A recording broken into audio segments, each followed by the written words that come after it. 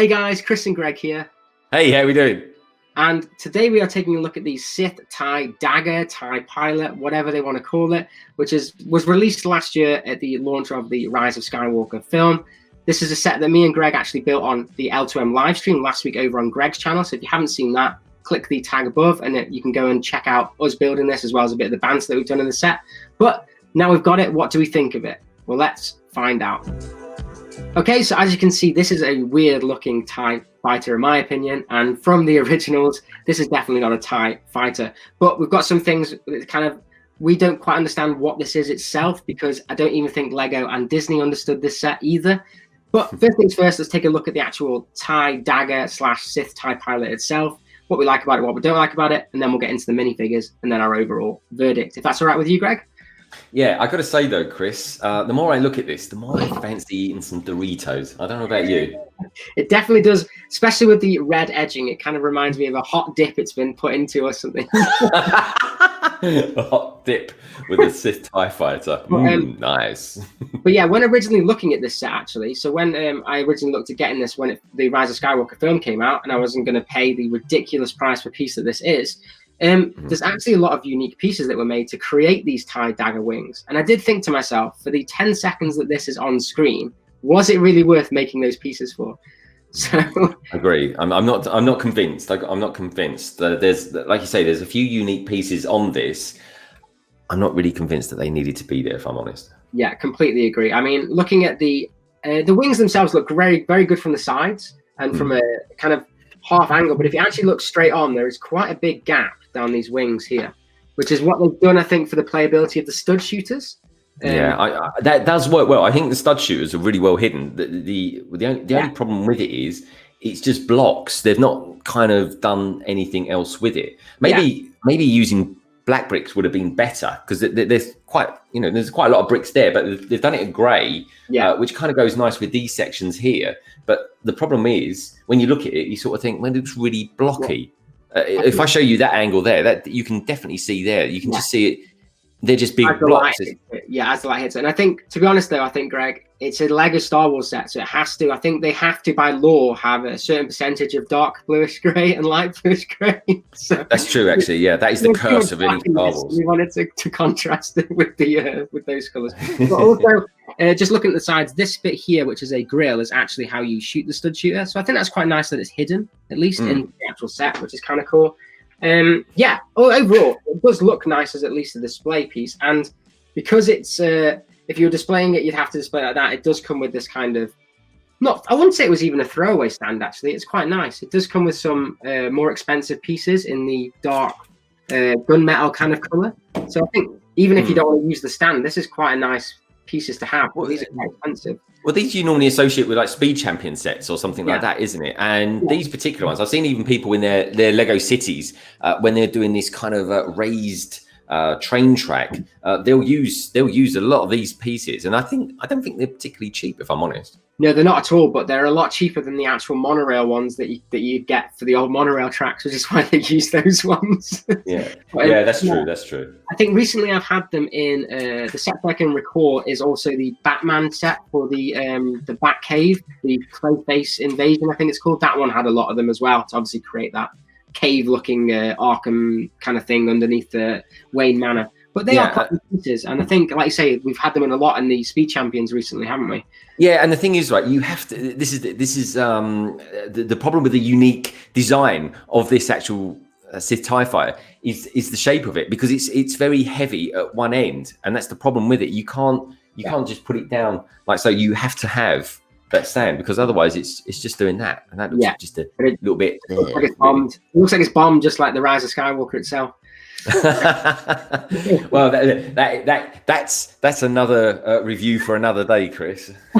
So okay, Greg. So what's your pros on this set, and then your let's do the pros first. What do you think of the pros of this set then? Well, the pros for me is the unique shape. I do actually quite like this shape. I think it's got a bit of presence to it. The presence, you have less presence because it had no presence in the movie, so it was they didn't really have to go all out and do all these sort of unique pieces on this, like this, you know, 2x3 wedge plate, which is quite unique, which is how they got that shape there. That said, in terms of uniqueness, I'm loving the canopy.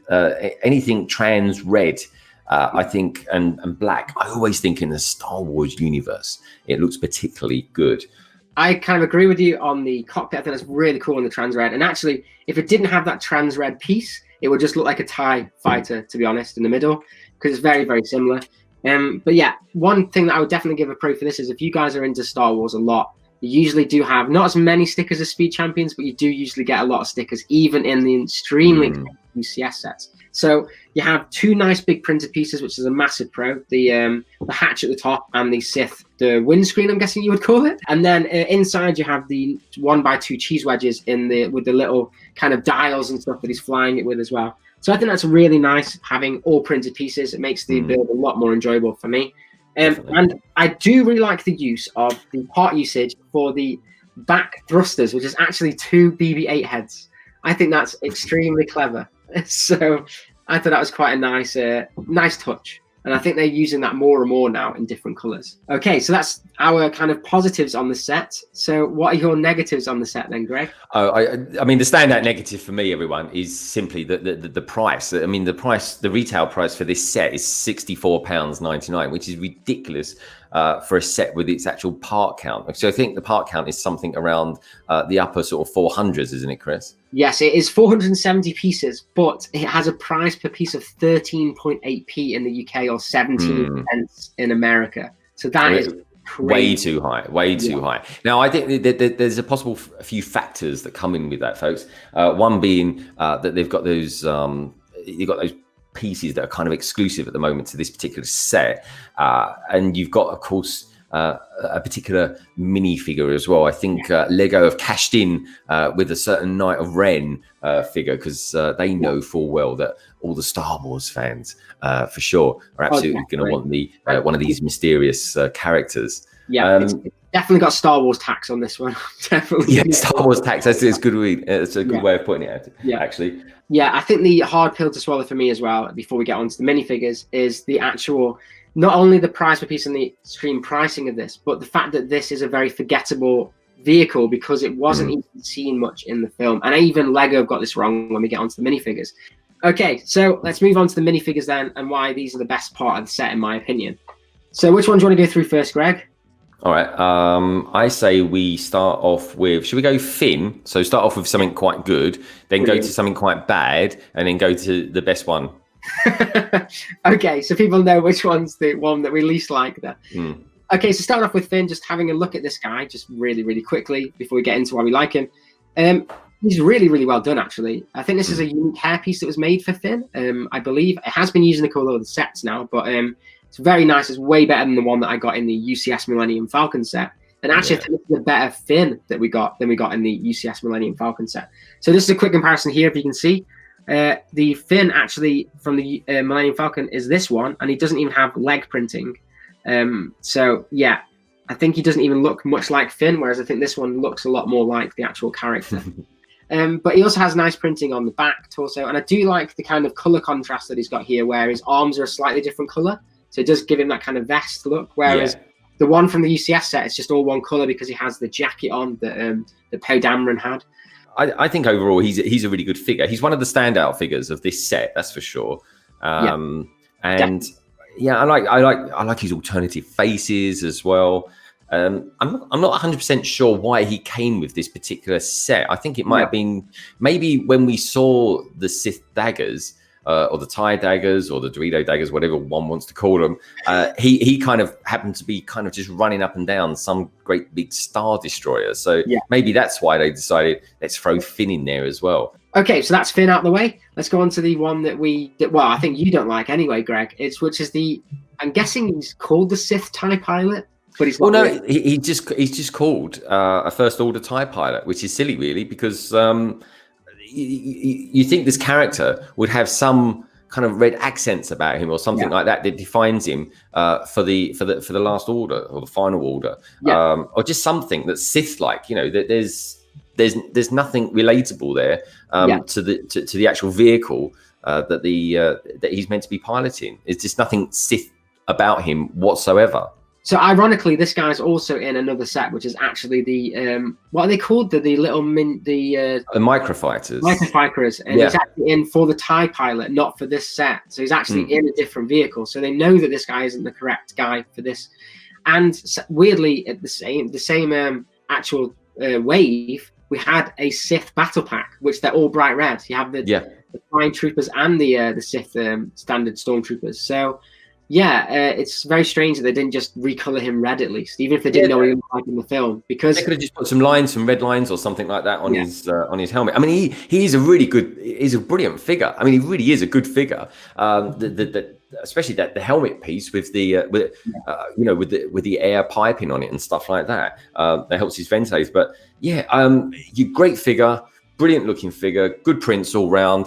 Wrong vehicle for him though. So now we'll get on to the minifigure, which is basically probably what everyone was watching this for, which is the whole one that I even bought this set for, which is the Knight of Ren, or as he's known, I think it's Trudgeon is his name. That's it. It's Trudgeon. Yeah, he's I mean, they're one of the mysterious characters that was kind of really built up quite nicely in the whole of the last trilogy, and then didn't do much at all in the film. Didn't do much at all. No. But they're very cool though, and it's my mission to collect all of them. So I think Lego knows this, which is why they put one of these characters in this extremely expensive set, and the Poe Dameron's X-Wing as well, which is just really, really sad because you have to spend a lot of money to get these characters. And actually, I was looking for this guy on BRICKLink, and he was actually £25 alone. 25, wow! Just for this guy. So if you think that maybe, say, the other two are £5 each, that's basically almost the price of the set that we paid for when it was on the flash sale. So it was just a no-brainer for that.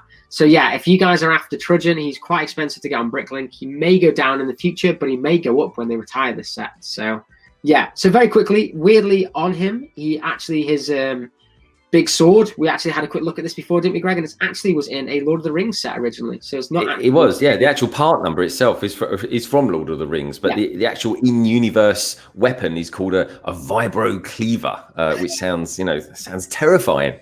But it does do very well. I think it does look like the Star Wars weapon, in which is replicating.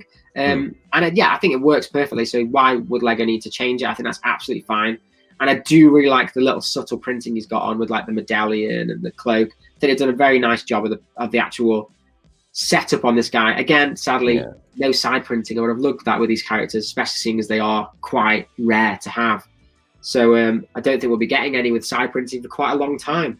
But no, that does seem to be a bit of a thing. But I do like. I mean, the thing is with these particular characters, the Knights of Ren, it's all going to be very subtle because they're almost like kind of ninja stealth like. So it's going to be lots of kind of blackness and shimmering silver in their uniform with the hints of red there as well. I mean, you look at the print for his face, for example. I mean, it's all there, but it's all very subtle and just he's always got a Kylo Ren look about him in the mask, hasn't he? Really? Which kind of makes good sense, really, because the kind of Knights of Ren kind of want to be in a slight similar uniform to Kylo Ren himself, I guess. Okay, so that is all the minifigures, and again, I think the minifigures, in my opinion, make the set. I think this is almost not throwaway. I wouldn't say that, but it is something that maybe if I had a vast Star Wars collection and I needed to make room, this one would be the one that wouldn't be very memorable to me. The Slave one definitely trumps it, or even the Razor one coming out later this year definitely trumps this. Oh yeah, for sure. But it's basically for the Trudgeon minifigure was the reason that I wanted to pick this set up. So I think you're in agreement with that, aren't you, Greg? Yeah, it's a really nice vehicle to have. It's way overpriced. Comes with great minifigures. If it was down in more like kind of like the £50 realm or something like that with those, I would have said go out, grab it when you can. But which is actually the price that we got it on the flash sale. I think it was $51.99. So we thought that was a good price for this. We did, yeah. As soon as that price, as soon as it dropped to that price, we were like, yes, let's get it, and let's do a review for London to Manchester and stuff like that. So the figures are what make it. The vehicle, it'll be like, the Dorito TIE Fighter. When we look back and reflect on this in kind of years to come, it'll be forgotten about. It really will be. The TIE Fighter itself, the original TIE Fighter. and the First Order one will be the ones that people remember. You're not really going to remember this, and if you do remember it, you're going to be probably remembering it for all the wrong things. Okay, so that's our overall thoughts on the Sith Tie Fighter. A great set, like we said, just probably not the right price. So next week we're going to be doing a review on this channel again of the Monkey Kid mech. And do you want to say the reasons why we're doing that, Greg?